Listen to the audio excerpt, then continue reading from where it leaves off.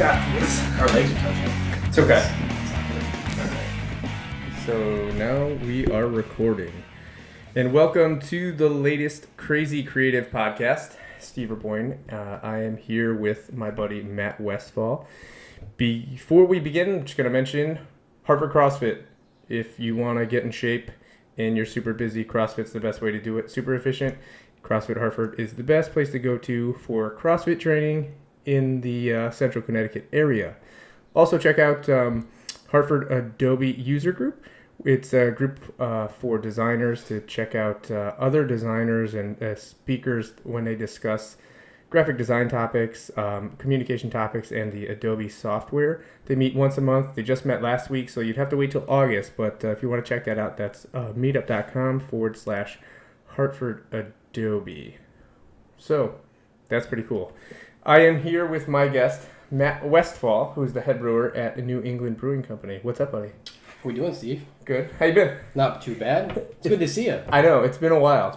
It's I think we hung out. I was thinking about this before I came down. I think we hung out before our buddy Jimbo left. Yeah. And when was that? When did he leave? To move out to to be almost Oregon? 5 years ago. Yeah. But then I remembered I came down to the brewery with Katie. Yeah. And had some samples. It was like 2 years ago. Yeah. In my head, it was like last summer. But I know if I'm thinking it's last summer, it was probably 3 years ago. Exactly. Because my head is mush. Time does move fast. Yeah. So how you guys been? Good. It's, definitely staying busy. Yeah. Real busy? You guys just moved, actually. I was there before the move. Yeah, we moved not this past January, but the January before. And if you never have to move a brewery, don't move a brewery. Really? It's pretty crazy. Did you have to do it by hand? Like, how did that operation go? I mean, we had riggers come in and help us move all the big stuff, but we tried to do as much as we could ourselves. And so carrying a mash tun across Amity Road, which for those of you who don't know is pretty busy, with your mash tun strapped to it, no pressure there. Just don't drop it. You're fine. How did you move it? Like a humongous, wide load truck, or did you just roll it? It was our forklift with straps. Oh. I drove and tried not to hit bumps, and yeah. I would love to see that. Did you guys get some video? No, we should have. Yeah, that would have been a good one. Yeah. So what's new with the brewery? Any besides the move? But what are you guys up to? Any events or anything? Or yeah, tons of events. But we also just redid our tasting room. So rather than hopefully people coming in just sitting in line waiting to get their growlers filled, they're going to be able to hand in a slip, fill it out, tell us what they want to get, and then kind of hang out and have samples while their growlers are getting filled. So it's hopefully a little bit more social, a little bit more easygoing. Versus like standing in line. Yeah, exactly. Gotcha. Yeah. Beer's gotten crazy. It's gotten crazy since we last hung out, man. Yeah, I think there was 7 of us in Connecticut. That yeah. Were we all ended up at Eli Cannon's on Tuesday nights. Yeah. Like, what happened? That's a good question. I think really what's kind of popped up around the country 5 years before us is just kind of migrated into Connecticut a little bit. Yeah. So we're starting to experience what's been happening around the country for quite some time. A lot of that had to do with the legal issues surrounding distribution, right? Well, I think I think when I first got involved on the industry side, like working at a brewery, we weren't legally able to sell growlers yet. Right. So you really had to just go to a store. So that was certainly something that happened that allowed people to come out a little bit more and get more involved with getting to know their local breweries and that sort of thing. It's got to be a lot of the internet too. Absolutely. Constant. Like, if you see when I was into brewing and beer and stuff, that was up until 5 year ago. So that would have been 2000. I don't know. Good at math. 2000. Yeah, 2010. So before that, now everyone has an iPhone. It's constantly connected to something. Before it was I had BeerAdvocate. Yeah. But I didn't use a computer like I use it now. Right. I would check my computer maybe once a day. Yeah. Check my email, go on with my life. Now it's constant. That fucking thing is immediate.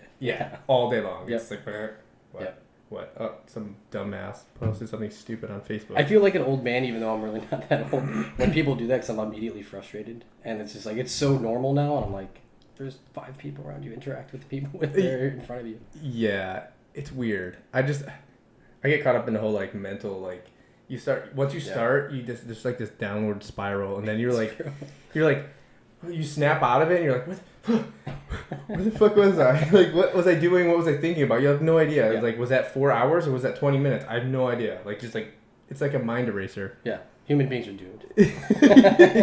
Yeah, totally. But how did you get involved in beer?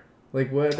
You're a real brewer. Like you went to beer school and everything. I went to beer school. Yeah, and everything. You weren't like homebrewing. Well, yeah, a lot of people start that way. Yeah, but that was a huge part of Yep. how I got into it.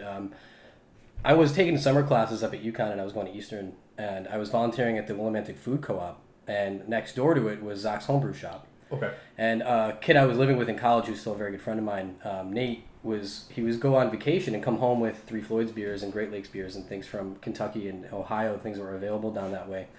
And we were kind of just started exploring beers together, and then bought a homebrew kit at Zach's in Willimantic, and we made this extract stout, and I thought it was like the coolest thing that we made beer. I'm like, holy crap, we just made beer. Yeah. Drink this is so cool.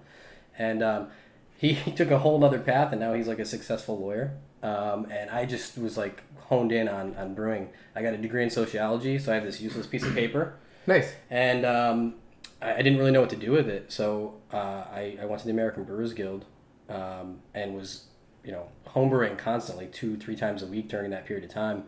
And then after I got out of school, just kept going with it, see where I could get where it can get me. So now, didn't you go out to Chico? Yeah, our final exam was in Sacramento. Oh, okay. And after you took your final exam for the Brewers Guild, they took us to Sierra Nevada for a day, which was just cool. absolutely incredible. Yeah. Something I'll definitely never forget. Definitely. Yeah. That's funny because I got into beer. It was I joined the Marine Corps, and I was in the Marine Corps 2002 to 2006, and I got stationed out in Camp Pendleton, which is by San Diego. Yeah. In San Diego. And that's where Mike Connor was. Yeah. Yep. And like, there's more at the time. There was more breweries in San Diego County than like anywhere else. Yep. And I had only known Bud Light, Coors Light, Sam Adams, Harpoon, and Long Trail. I thought that was beer. Like, and when I went out there, I was like, how come I don't have Long Trail and Harpoon? But then they had like all this crazy shit with like devils on them that says arrogant bastard. I'm like, what the fuck is this? And I grab one and I pop it. I'm like, whoa! What it was like so mind opening. Like, this is beer. Yeah. Holy shit! Yeah. And it was like a 4-year enlistment. So it was like, well, how can we make this go by as fast as humanly possible? Let's drink our fucking faces off. So every weekend, especially like payday weekends, we would like pile into a truck, drive. I would used to go to Stone when they were in San Marcos before the Escondido brewery, and we would they were 13 different taps, free samples, and they would do diesel pours, like half a beer, and we'd go run down the line. That is a good way to get into beer. Get a growler, like 4 of us would get a growler, go back, pass out, wake up, grill some steaks, and drink our growlers, and then pass out again for That's great. And we would do that every weekend, and every weekend it'd be like, well, we're going to Stone. The next one we're going to Alesmith because it was across the street from Miramar. Then we were going to Ballast Point. This was nonstop. So once I figured out holy shit, this is cool, then it turned into how can I do this? I want to learn how to do this. Yeah, absolutely. And then I got into home brewing. Actually from Ballast Point, where they used to have that, they probably still do, but they have a homebrew mart in their brewery, and then I just was picking their brains and stuff. That's incredible. It's the same way. Yeah. Just I was brewing every week. Yeah, and there's such a community of people that are so inviting. Yeah. So you're just if you have the slightest bit of interest, it will most likely grow into this other thing because of how friendly and wonderful people are. Yeah. The community. When I remember actually when I met Jim when I came back from the Marine Corps, he was like, hey, we're all these beer guys. We meet at Eli's, and I was like, it was totally weird. But then Mike ended up being one of them. He was a jarhead too, so we hit it off, and we were homies for a while. When I got out and went to college, and I was it was going to college and drinking and brewing beer were my two passions at the time. Yep. When I was coming back from Oregon, I was going to Russian River. Yep. And so I bought a couple growlers, and I put up on BeerAdvocate that I was going to have all these growlers applying to anybody wanted to trade in Connecticut. I'll trade you some beer. So Jim was the first person to get back to me, and he was like, "Yeah, this Tuesday night, come out. You'll meet a bunch of cool people." And I met you through that. I met John Stack through that. I met all these wonderful people. Right. And I've made some really good friends through being interested in beer. Yeah, that was my first experience actually meeting somebody in real life off of the internet. I remember being feeling so awkward. Right. I was like, oh my god, because it was weird. It This is a trap. I'm gonna be murdered. My skin is gonna be turned into furniture. But I don't know. It was a totally different time. Jesus, I don't even know what year that must have been. it must have been somewhere between 2007 and 2009. Yeah, it was like late 2006, I think, when Yeah. when I started going over there. Yeah. And even at that time, Larry Townsend, who is now the manager of Prime 16 downtown New Haven, was managing Eli's. He's become like such a good friend just from showing up there all the time. Yeah. Yeah, it's just like one of those things where you get involved in this and you meet so many amazing people. Yeah. It's funny, and there's so many breweries out there now, and everyone's making like such cool stuff. It's like you can't even keep up anymore. I remember when I first came home, like there was like 5 breweries in Connecticut. Yeah. There was like you guys, Hooker, Old Burnside, Cottrell. Yeah. There was Willimantic. Yeah. There's maybe like a handful. Now there's like like over 30. It's crazy. It's funny. I honestly lost count. I'm not sure at this point. But there's this like every week, somebody in our tasting room or one of our customers will be like, "Oh, did you hear about this new brewery that's opening in wherever?" And I'm just like, "No, actually, I haven't." It's just so many. It's funny because like when I was in college, I was like, I wanted to open my own brewery. Yeah. I was like reading the books. I was reading like Sam Calagioni's book there, Brewing Up a Brewing Up Business, a- and I had this other book that was like basically like how to engineer Right. a brewery. It was like $70. Yeah, I was like reading that John book. Palmer's How to Brew, like Everything. there's a whole chapter on like making your own mash tun at home. Yep. And, I was reading all of that stuff, and it's funny because I feel like if I actually had the balls to do that, then it probably would have failed. Whereas, like, you know what I mean? Like how it. well, all of those 10 books years- conveniently left out how much money you need to have. It's like, hey, this is really fun and really great. Yeah. By the way, you need like a lot of money Yeah, to do this. yeah. It's funny. Yeah, there's like there's a bunch of guys up in Bristol, Firefly Yeah. Hollow. I haven't They're making some good beer. really. I haven't been up there yet. I actually asked them to be on the podcast, and they it's funny. I see a lot. A trend here is they own the homebrew In East brew Hartford. wine and Yeah. hobby. I used to buy stuff there. Me too. Yeah. That's where I was to get my stuff, and then they moved, and then they're like, then they started this brewery. Yep. Or you can go the other way, where like you get like gobs of money and Right. investors and Yeah, just go yeah. all in, and Right. open something huge. But so do you still love beer, or are you like? No, I absolutely do. Are you sick of beer at this point, or? I think my relationship with beer has changed a little bit. When it's solely, matured. Yeah, it's matured, exactly. When it's just your hobby, it's what you think about while you're at work. And now it's because that's what I'm thinking about while I'm at work. I might not spend as much time homebrewing necessarily as I did before, although I still do homebrew a little bit. But it's kind of forced me to get interested in some other things so that I can bring extra energy and some more passion into the workplace every day. And hopefully that, contributes to some level of success for us. I don't want to burn myself out on beer necessarily. No, yeah, definitely. I get that because, you don't want to, I don't, I agree. I mean, any small brewery will tell you you're putting in so many hours. Right. So if you're there all the time, you got to create some level of balance, and that goes for anything in life, I suppose. Yeah, definitely. Ice machine. Gotcha. I was like, I don't see anything. So it's funny because I think people have a misconception of what goes on to making beer. They probably assume like you're like sitting in a lawn chair with a cooler and just like, or like with a tap and just pounding beer. That's completely true. Oh, it is, yeah. Shit. I thought I was going to prove a point on this show, but No. I guess not. Well, that was fun. So. All right. God damn it. I went to graphic design instead of brewing beer. I guess I fucked up. Yeah. No, I mean, it's definitely different than I think what people think that we do on a day-to-day basis. I mean, so many times my friends will be like, man, all you do is clearly drink all day long. And I'm like, do you think we would be productive at all if that were the case? I mean, we spend a lot of time in the mash tun again. Exactly. 0 days without an accident. There's a sign we just keep flipping back. There's no numbers. There's no numbers. Insurance is very high. No, but I like, a lot of friends were like, oh, you clearly just drink all day. When in actuality we're spending so much time cleaning. Just cleaning shit. And really just documenting everything. So there's a lot of paperwork, paying taxes on the beer, making sure you have everything you need, inventory, all that kind of stuff. So it's really not all that glamorous, but it is wonderful because you get to interact with all these people in the beer community.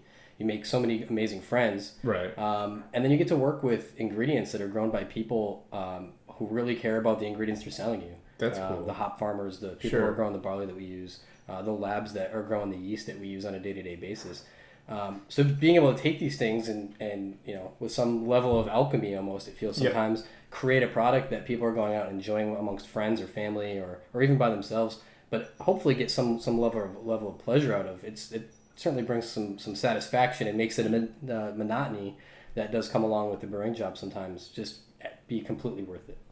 That's awesome. What do you think about like the exposure that you guys get from brewing, like since it's exploded, and like literally there are people like waiting outside the door to get stuff, to get like growler fills? Does that like blow your mind? It genuinely surprises me every time. And it's one of those things where you put effort into something and you don't always do it with that expectation, or I probably never really do that with that expectation. And it's like, if my friends and the other brewers that I get to work with every day are really happy with it, we're like, all right, we like succeeded. And that's such icing on the cake when other people are coming, out and buying our beer. It's just It's really, really incredible.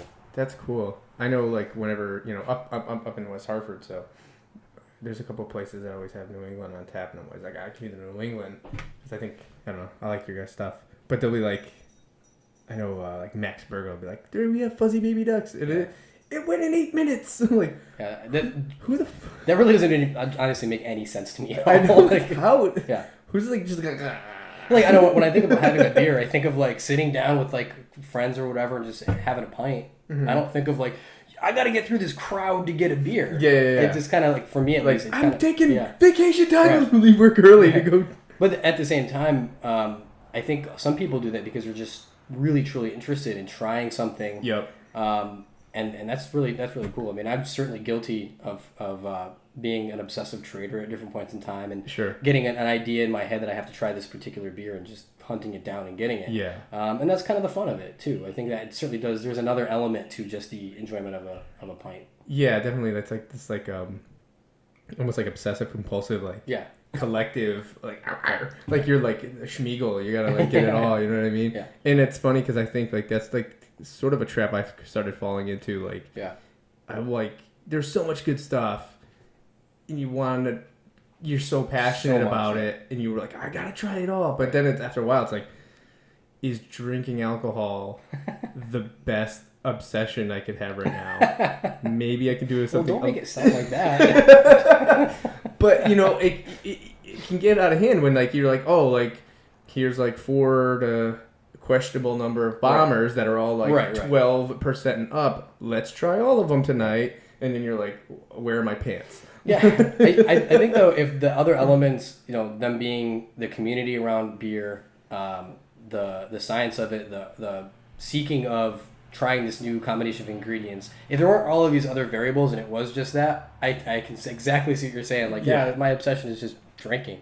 I think you're just justifying being an alcoholic.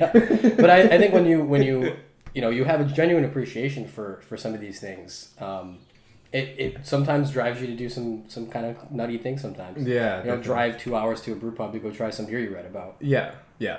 I've definitely done it. The card time is fun though. If you go with people you like. Yeah, definitely. But let's take a break, man. All right. That's our first clip already. Sounds good. All right, cool. All right, we're back, and we're just doing audio because my camera is a piece of shit today. That's fine with me because I have a tiny head and these headphones look enormous on me. I kind of have a pea head myself. I actually forgot to mention it. I brought this cup for you. This is Small State Great Beers, a gift from the girls at Hartford Prince. That's awesome. This looks great. Yeah, that's cool. I'll have to throw a picture up on our Facebook or Twitter or something. So yeah, you can definitely. see what this looks like. Yeah, and if, like you said, if you guys could hook up with them. Yeah, that'd be start great. Carrying those or something. Absolutely. Those are dope. They're nice up there, Hartford Prince. They're awesome. They're super like pro Hartford, pro Connecticut, trying to do a lot of cool stuff. We need a little bit more Connecticut pride. Yeah, I interviewed them a couple episodes back. They're fun. They do a lot of cool stuff like networking events, and they're constantly doing something. Awesome. So, yeah, man. So, where did you grow up? I grew up in Bristol, Connecticut, home of ESPN. That's what most people know. Aaron Hernandez? Yeah, and Aaron Hernandez. Murderers and... in sports networks.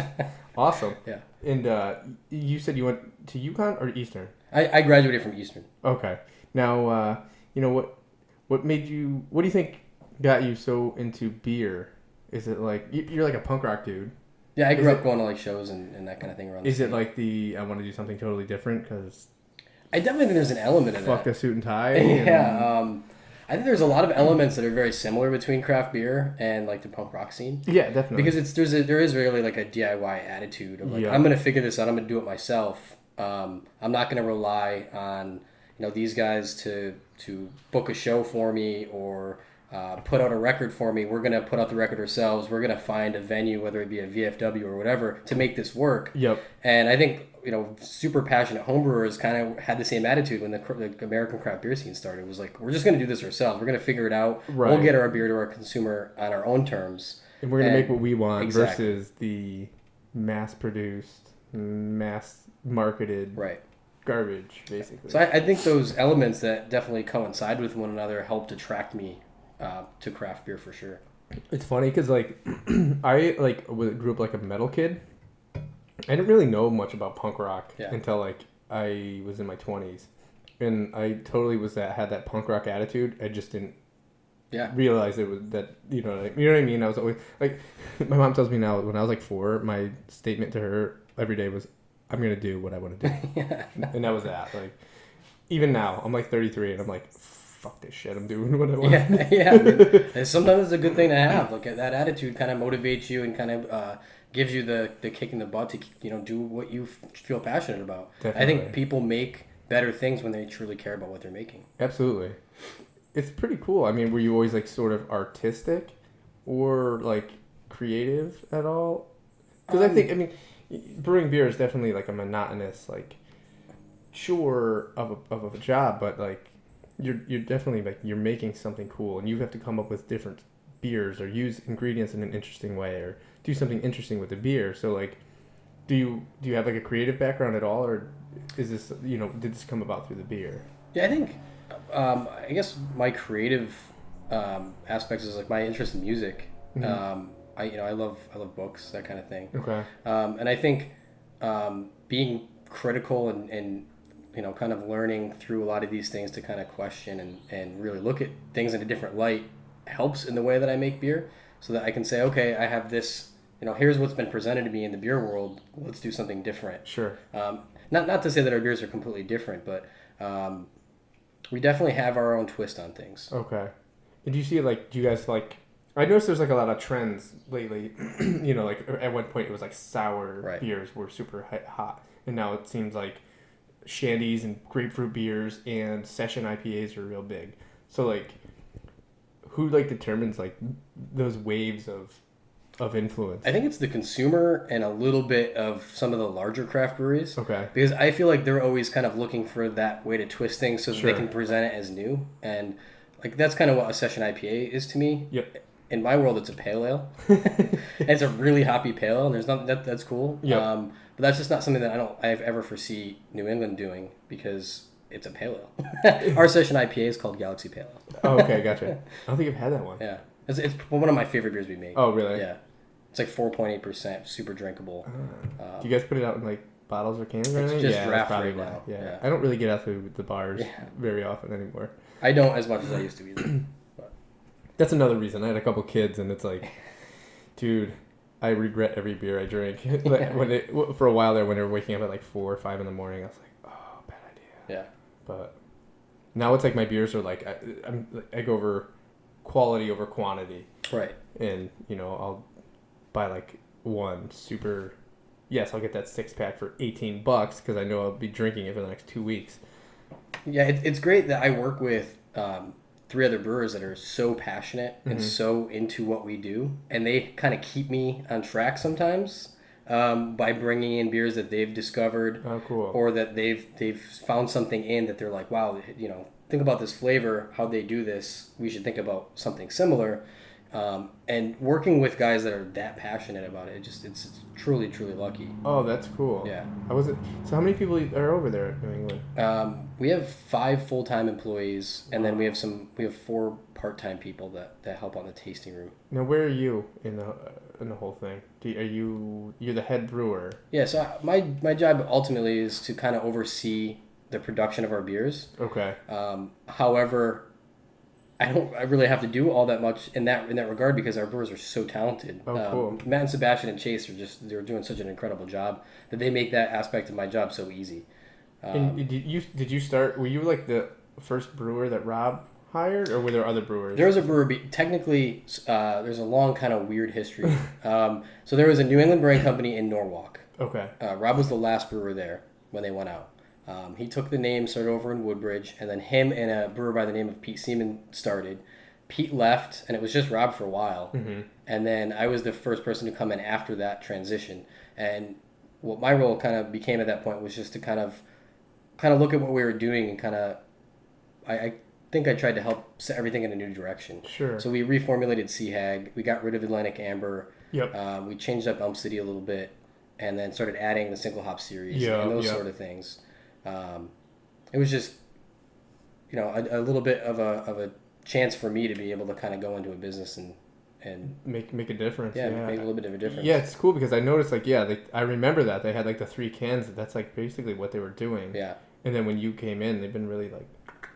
Yeah, I think some really cool stuff coming out, like little off the wall type beers. I think Rob and I make a good team in the sense that he has a lot of industry experience and he's able to fix a lot of things around the brewery, and he's taught me how to do that. And I was kind of like the young kid coming in with these different ideas, and he was just like, "This sounds crazy, but all right, let's try it," that kind of thing. So. And there was like a weird like hop shortage for a while that like kind of jacked up beers for a while. I remember CHAG. Did you guys even stop making it for a while? No, it was just a very different beer. I mean, there was so many different variations of that beer over the years. Really. I think when I first started, it was an English IPA with like English malt, and it had English hops in it. And we scrapped that, and we use actually German Pilsner malt as the base in that beer. Okay. And then American ale yeast and a lot of American hops.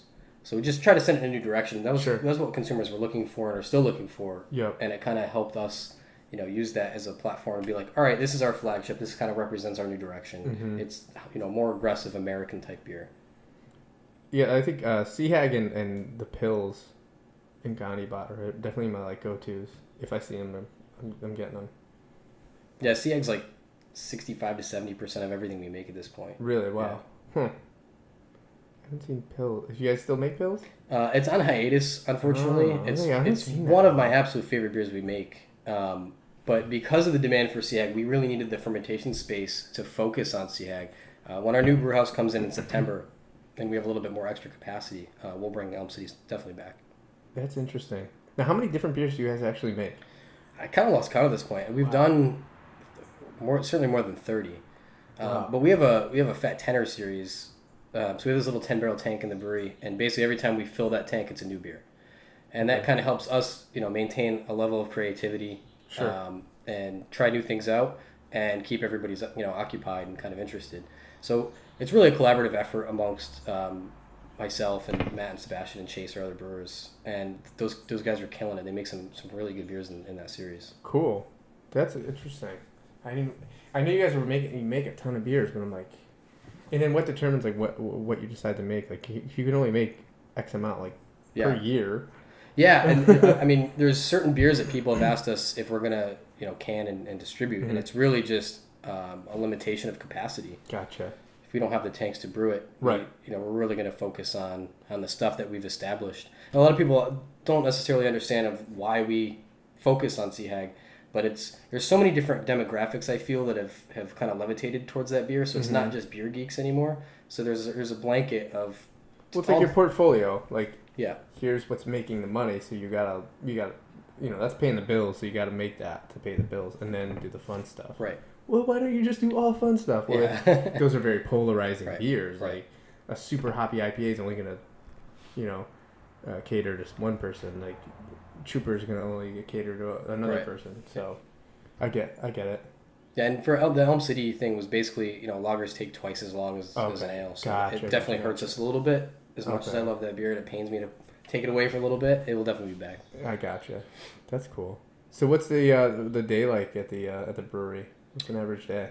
So we get started at 4 a.m. So that's when we mash in. We brew twice a day, Monday through Friday, and once on Saturdays. And the Saturday brew is usually a Fat Tenor or a one-off, single batch. So the four of us on the brewing team rotate to do the 4 a.m. shifts. Mm-hmm. And whoever's not helping with the brew that day is packaging or racking or doing cellar work. So really it's all trained brewers doing everything around the brewery. Sure. And we kind of like it that way because when they're packaging, they're keeping all of the things in mind to make sure that they're protecting the beer that they probably brewed. Right. That's good. Now, who does all your labels and stuff? Mostly it's Craig Gilbert. He works in our tasting room. Okay. He's a friend of Rob's and he's become a good friend of mine.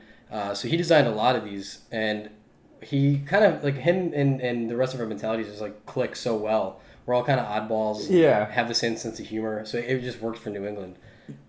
He did most of the labels I can think of off the top of my head, and then we had some help from our friend of ours. His name is Russell, and he's a graphic designer. So he kind of takes Craig's sketches, and kind of puts them into a format that we can use on a can or a bottle label. Gotcha. And you guys, I remember when you guys had a problem with Trooper. Yeah. Because like you guys got like a cease and desist from Lucas, or? Yeah, we have it framed. Awesome. Yeah, it was basically like it was actually worded kind of interestingly. Wait, so anybody who hasn't actually seen it, like the Imperial Stout Trooper right. is an Imperial Stout that you guys brew, and it had a visual of a stormtrooper, so the white mask. Right, it was a mug as a helmet of a stormtrooper. Yeah. So we got a letter saying, like, I'm sure this was an oversight, because clearly we've never seen this huge movie called Star Wars. But that's kind of our property. Please change it. And so we put sunglasses and Groucho Marx glasses on the label to disguise it, and we actually never heard anything again. I'd like to think that they appreciate the sense of humor, and they're just like, we're going to let that slide because that is funny. I'm actually shocked that he come back. Yeah, I am too. But hey, fuck it. There's probably like a certified letter at the old brewery, like stuck to the ground somewhere that just didn't make it in. That's funny. And then, did you guys have like a weird thing with GandhiBot recently? I kind of saw like some shit going crazy on that. Yeah, we had Mike showed that to me. Yeah, we had quite a few people who basically suggested that GandhiBot was a culturally insensitive label. Okay. Primarily because Gandhi was a figure that really didn't care for alcohol. Oh, okay. But really, the concept for that beer, and I'm actually really only speaking for myself at this point. I can't speak for Craig who drew it or Rob or anybody else at the brewery. But from my perspective, it really was. I thought it was just a really cool idea to name a beer style that was born out of British imperialism after the guy that destroyed it. Yeah. I thought that was kind of like a nice homage to him, but certainly people disagreed.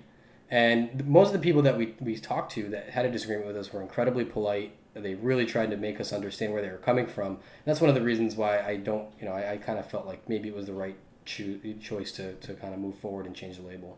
Oh, you guys have done that already? Or? We haven't done it yet. We have some cans to run through first. Okay. But that's something we're leaning towards and kind of have underway. Yeah, that's interesting. I mean, that's interesting even for me to know as a designer. Because, Yeah. I mean, you do stuff. It's funny, like, I feel like sometimes you feel like you're closed off, but you're not anymore. Like, Right. everything is so connected. Like, you do something here, somebody, like, I can see myself, I post something, and it's like some dude in Indonesia. So he's like, what the fuck in Indonesia is looking at my website? Right, yeah, no, exactly.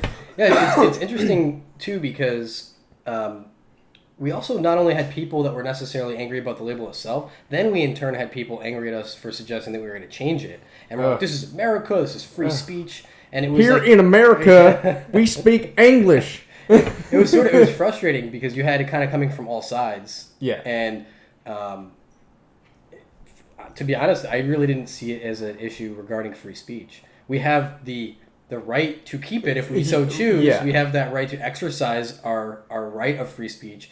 That doesn't mean that we necessarily have to do that. Yeah. That might not always be the right choice. Yeah. There's a difference between like free speech and cultural, just like right miscommunication. Absolutely. And if you can avoid a cultural miscommunication, right. Why not? Like, why be a dick about it? Right. Like, no, fuck you. We're not artists trying to make a political statement. We're brewers trying to make beer. Make beer, like honestly, yeah, like chill out.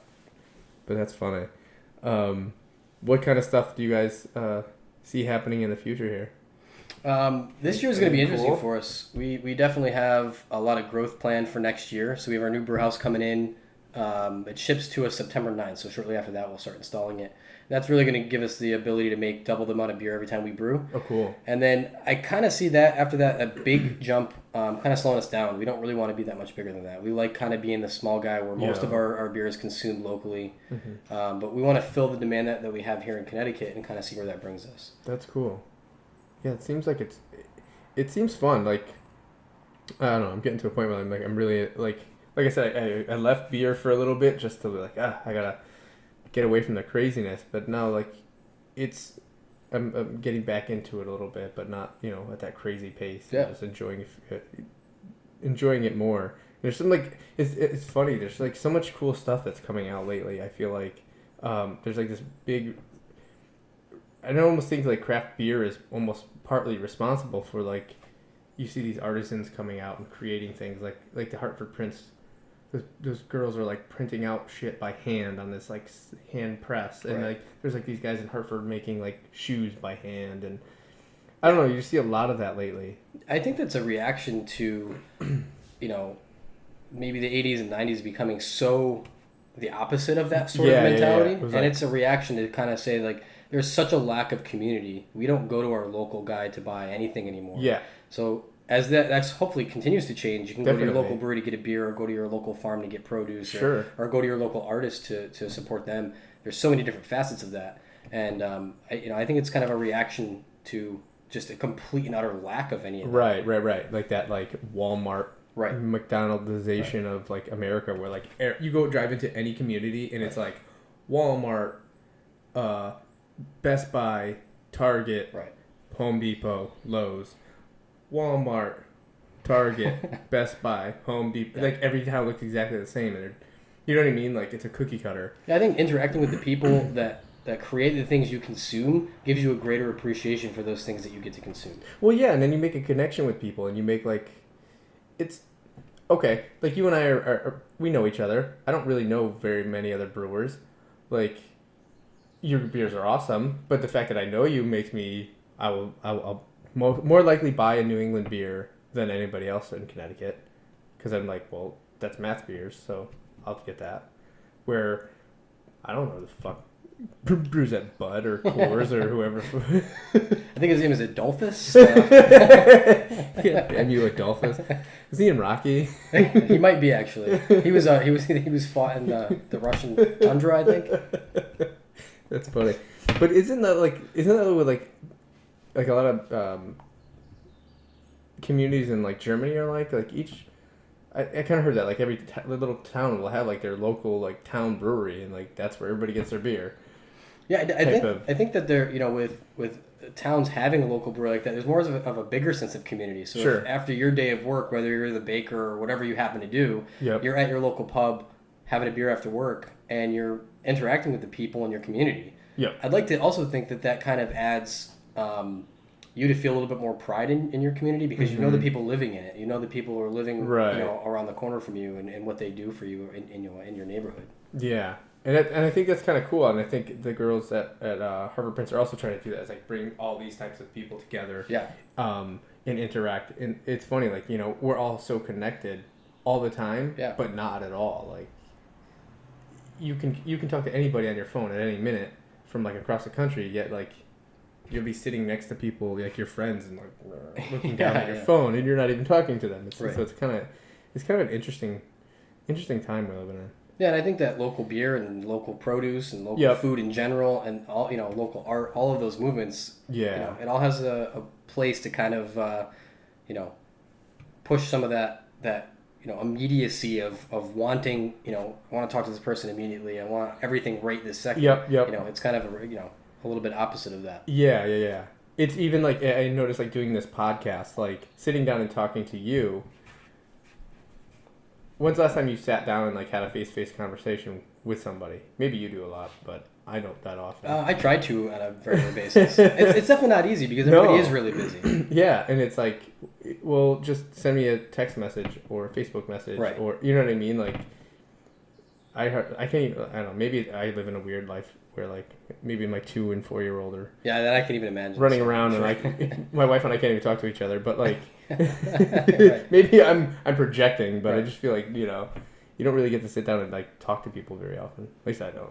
No, I definitely think it's tough. I mean, people work a lot of long hours, and Yeah. they have a lot going on in their lives. They have kids, they have crazy jobs, they have other responsibilities. It does make it more difficult. But hopefully, going to your local brewery or whatever it might be, kind of helps along with that. Yeah, definitely. It's interesting. It's fun. You definitely meet some cool people. Definitely in the beer world, like you said. What are some of those things you were mentioning before, where like you do outside of the brewery to kind of keep creative and keep sharp? And I definitely love music. I have some good friends that own Red Squirrel Records in Wallingford. If you guys like music, please go there and support those guys. They're incredible. Red Squirrel Records? Red Scroll. Red Scroll. Yeah. Okay. They're right around the corner from Knucklehead's Pub in Wallingford, right off Main Street. Okay. So I try to like check out new records and listen to music. What do you listen to? Like, what's your... Everything, really. Yeah. I try to listen to everything. And because I don't necessarily have as much time to search for records as I used to, I rely on friends to kind of, hey man, you got to check this out. This is really good. Or we heard this and we thought of you. We think we'd really like it. So I'm able to kind of check up with what's new and or old that somebody just discovered and kind of go that route.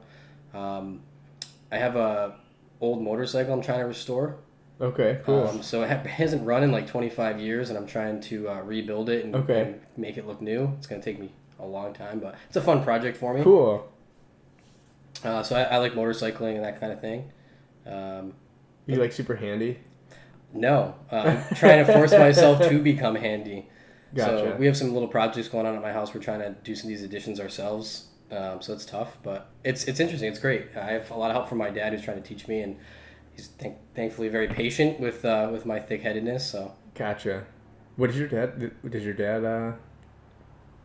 do?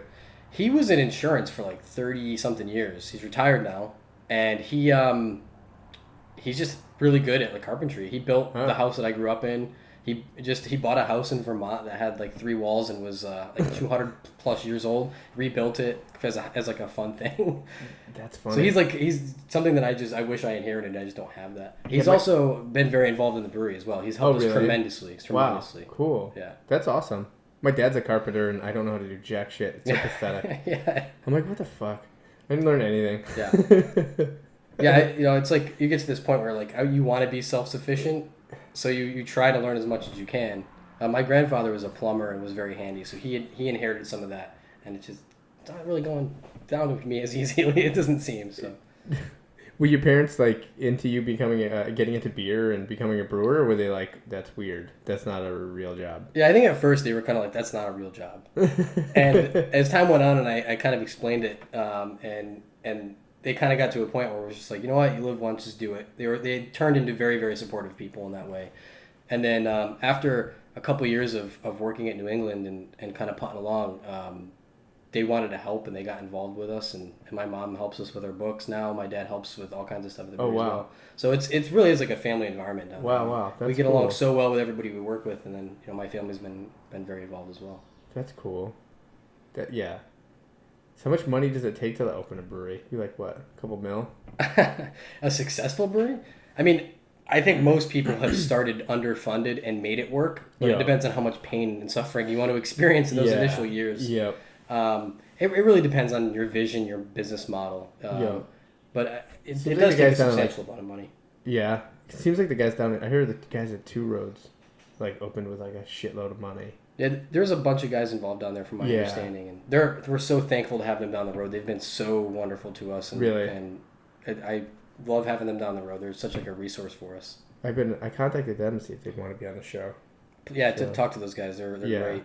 Phil and Clem and Brad and all those guys are wonderful. Yeah, we have some interns that worked with us that now work down there. Oh, no kidding. Yeah. That's cool. Yeah, like I said, Connecticut's getting fun, like not like it used to be. Where like there's some cool stuff happening. And there's a good sense of community amongst brewers, which I really like. Yeah. That's a cool thing about craft beer. It's like, it's like that. It's you guys versus the big guys, you know what I mean? Yeah, and back east and Two Roads and Willimantic Brewing and a lot of other guys have helped us so much when we've run out of things or we're short on something, and hopefully vice versa. We certainly try. Yeah, that's cool. So you have the community everywhere between like your customers and like your peers at other breweries. That's and hopefully we challenge each other. Yeah, definitely. Do you guys ever do like competitions or anything like that amongst each other, or like have like anything weird like that going on, or is it all business all the time?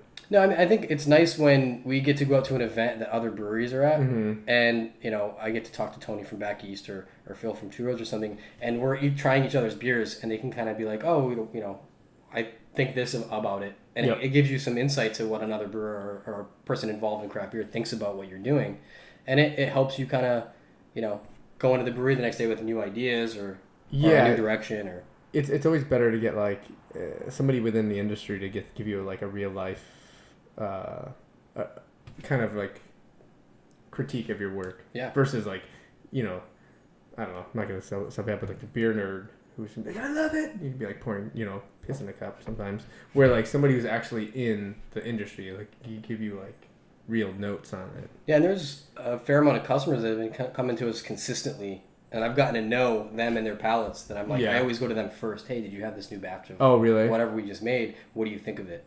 And that a lot of those guys have been super honest, and I think it's helped us hone in and get better. That's crazy. That's super funny. Oh, that's crazy to me. Yeah, we actually have a customer that he moved to Kentucky, and he was one of those guys that I always went to. Yeah. And he basically we'll mail him beer every once in a while. Oh, that's awesome. He'll send us back a package of their local beers, and then also kind of be like, hey, I just had this. This is what I thought of it. Oh, cool. So it's kind of nice to keep that connection. Yeah, that's funny. Be like a professional beer brewer. Reviewer. Yeah. He's actually he has like a master's degree from Yale in like Shakespearean literature. Oh, Jesus but he happens to know a lot about beer. So. Sounds like he has a lot of time on his hands. What the fuck are you doing with that? I think he's a college professor talking about Shakespeare. Yeah, that's probably what you're doing. Yeah. Philosophizing about beer. And that's hilarious. Excuse me. You're excused. Thank you. I'm trying to think, what was I going to ask you? Oh, yeah. The camera's not running. It's not funny. No one can see your hands. Matt asked me, what do I do with my hands during this fucking interview? I was like, we said the interview was only going to go on as long as my arms could support my awkward hands, because I didn't know what to do with them. That's so funny. I was just about to ask you something. I think the beer hit me. A pint? 1 pint? I'm a lightweight, man. Yeah. I tell you, I don't really drink that much anymore. That's a shame. I know. No, I actually think I probably drink a little less as well, honestly. I'm trying not to be so fat. I was like, why am I such a fat ass? I'm like, oh, it's because you had like 4 freaking beers that were high octane. Then you ate like cheesecake before you passed out. You're wearing a shirt from a gym. I know. Isn't your sponsor a gym? Well, it is, but it's hilarious because like it's always been my contradiction in life has been like I like working out and I like doing that stuff, but I like beer too. It's fun and it's like such a contradiction of lifestyles. And I remember I took an art course and I did a concept piece, and it was a painting and it was like a hammer, and like the hammer was nailed down. And then, like, the striking piece of the hammer was a beer can. And I was like, because it's like, I spend all week, I'll be like, eat healthy and, like, train all week. And then all weekend long, it's like, Yeah, it's like we're very fortunate. People bring us beers to try all the time. Yeah. And we'll walk into the cooler to go grab, like, a box of hops or go tap a new keg or something. And you see all these beers and you're just like, it's so tempting all the time. You're like, well, just after work today, should we try a couple of these or should I take a couple of days off? Yeah. That's funny. What's your favorite beer right now? Oh man, that's such an impossible question. Really? It really is kind of like, it depends on mood and so many different things, but on a regular basis, we always try to have Prima Pils at my house. We love Victory Prima Pilsner. It's hoppy, but traditional at the same time. I always try like the local guys too, but one of my favorite places to have a beer is England Brewing Company. I don't get up there very often, unfortunately, but when I do, it's a happy place for me. I love sitting there having one of Dave's beers. It's hard to pick one. It is. I can't go there and just have one. He's like, I have like 7 different IPAs today. I'm like, God damn it. Yeah. What's your favorite one to brew? Oh man. I mean, I love Elm City Pilsner. It's one of my favorite beers we've ever done. Yeah. It's a fun beer for us to do because it takes the most amount of babying out of all the beers we make, because it's just, there's nothing to hide behind. It's so simple, that if you make a mistake, it just shows right through the product. Right. Yeah. So it's a challenge every time we brew, which is fun. It keeps you on your toes. Sure. But I love our Ghost Pigeon Porter in the colder months as well. It's one of my favorites from us. Yeah, that's good. I had that at Max Burger, I think. Last time they had it on tap. And I love whatever the Matt or Sebastian or Chase is working on. They homebrew almost every Saturday that we're doing a 10-barrel batch. Oh, really? So we have a line of taps on the side of our cooler that are just for homebrews. Gotcha. So we have 4 homebrewers on tap for ourselves all the time, and they do a really good job with some of those beers. Yeah. So there's like a American Saison right now that Matt Weichner did with French Saison yeast, but it has like Simcoe and Citra and like American hops in it. It's really, really nice. Cool. Yeah, that's cool. Do you guys do any like sour stuff or like weird like barrel aging or anything like that? Yeah, a few years ago we started with Chardonnay Neighbor of the Beast, which was 668 aged in Chardonnay barrels with Brett. And then we've done a couple other sour beers. We tried our hand at a Flanders Red, and right now we have maybe 30 or so barrels filled right now at the brewery with all different kinds of stuff. Some of them hopefully will work out, some of them might not, but it's kind of trying to teach ourselves a little bit about those beers because it is new for us. Yeah. So we're trying to just educate ourselves about what Sure. works, what doesn't. And that's also really fun as well, just to see what happens. Have you ever had any like wicked major fuck ups, like a complete batch is completely dicked, or? We've dumped some batches. Most of them have been because of like mechanical failure. Like I remember during Hurricane Sandy, we lost power, and the glycol system didn't cool our beer, so a couple of batches got really hot, and we just couldn't do anything with them. Yep. And then there was another batch where that we traded for some hops that we didn't have, and the hops they sent us were really old. And the beer wasn't terrible; it just wasn't up to our standards, so we dumped it. So you always have those little things that happen now and again. But fortunately, we've dumped very little amount of beer. That's cool. The barrels, though, this is new for us. Who knows? We'll see what happens. Yeah. I didn't like Dogfish have to dump like a whole batch of like 120 or something recently. I think I heard something about that on their show. Or that's a lot of Christ. Yeah. That's just like what, $12 a pop or something? Yeah. Also considering, I'm sure one of their tanks is like 5 times all of our tanks down there. Just so big at this point. Like, holy shit. Yeah. Probably like $800,000 of beer down the drain. I mean, I think that's the right move, though. If you want to maintain quality and have every time your customer picks up one of your beers, at least be as close to the best experience they can have with your product, then you gotta dump some beer once in a while. And that's part of that whole like documentation and like the monotony, because you have to, man. Like one fuck up, bam, done. I mean, beer is all about like cleaning and like keeping everything sanitized and perfect. Man, I don't know. It's not like you're building a house or doing. There is a portion of things that can get out of your control. Absolutely. At some point in the process. I mean, working with a living organism like yeast, and you can certainly do all of the things you're taught to do to make sure that yeast is healthy and you're pitching the right cell count and all of these things. It doesn't always work out. Things do change a little bit. So that's kind of where like Hurricane Sandy hits. Like there's shit that like you just can't control. Yeah, absolutely. and sometimes yeast tires out a few generations early. I mean, things do change. But I think that's also what keeps it fun. Is if you're going in and you can do the same thing over and over and over again and have the same exact result, there's no challenge, there's no fun in that. Yep. But being able to work with hops that are different alpha every year, every crop, or different barley that's slightly different spec. Your yeast is different, new ingredients. It keeps it fun. And if you're not working towards something with the same beer, if you're not always working towards a new, slightly better aroma and a beer that you brew all the time, or working on a brand new beer, there's no reason for you to be in the brewery, I don't think. Right, yeah. That makes sense. I love, I don't know, I'm always an IPA guy. That seems to be what most people are into these days. Like a good, like West Coast, that's why I brought you those Ballast Points. Like, thank you so much. Oh, jeez. Like that flavor, like I open up that Dorado, it's like the smell of it, like, brings me right back to San Diego, like immediately. Yeah, like a big aroma. I like a really nice IPA. It's just so inviting. Yeah, I don't know why. That's my go-to style. Yeah. Like I go to my local guy up in West Hartford, Ian, up at Harvest. Oh, I know Ian. He's a great guy. Yeah, Ian's awesome. Like, what's the freshest IPA? You know what I mean? He's like, this is fresh. Give it to me. Yeah, he's a really good guy. Yeah. At Harvest, right? Yep. It's always good to make friends at like your local like liquor store, who knows beer and knows what you like, and then like they'll tell you like what to avoid and what that you should probably grab. Yeah, absolutely. Like he had something from Lagunitas the other day. He's like, you should probably grab that beer. Those are the last two that we have between our two stores. You should probably get them. Yeah.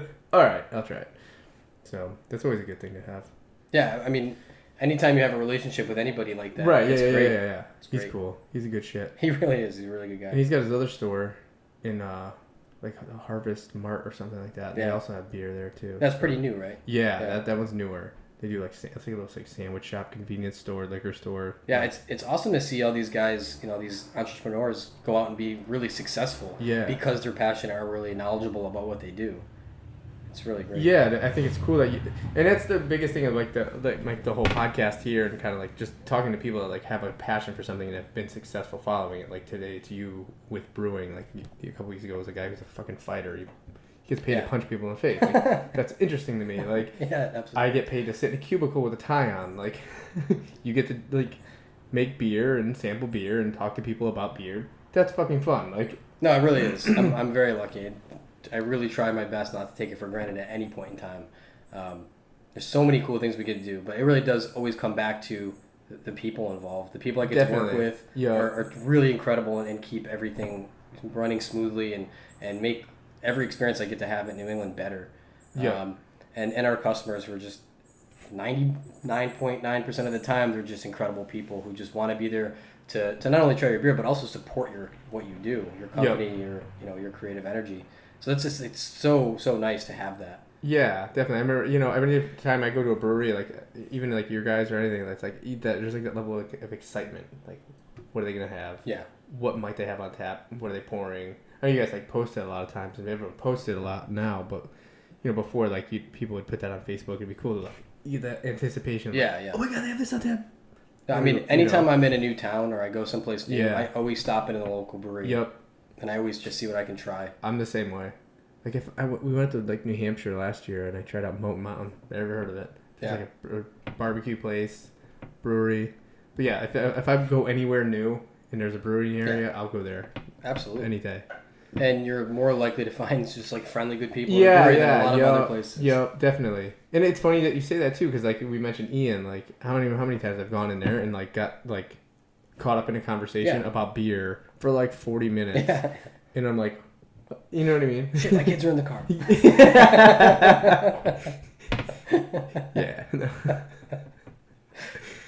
Yeah. Yeah, right, dude. Can't do that shit no more. Yeah, I know.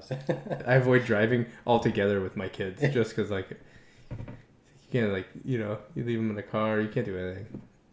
You get arrested.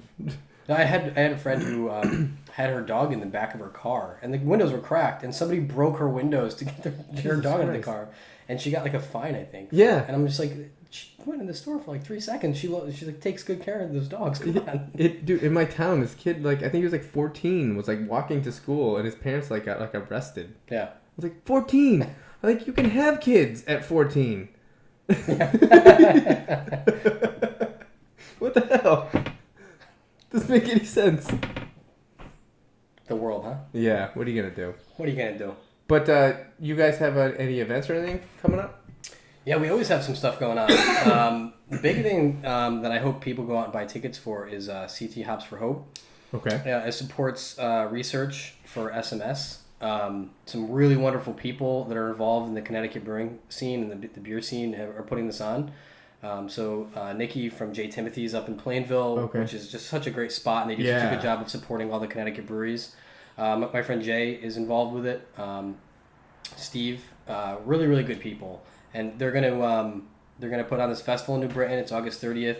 We're gonna bring out some vintage bottles and some hopefully some beers that will be a little bit of a draw for them. And there's gonna be a lot of other great breweries there. There's gonna be Lasting Brass and Steady Habit and OEC and some really good stuff. So hopefully people check out their website and go grab tickets. Cool. Okay, so August 30th in New Britain. Yeah.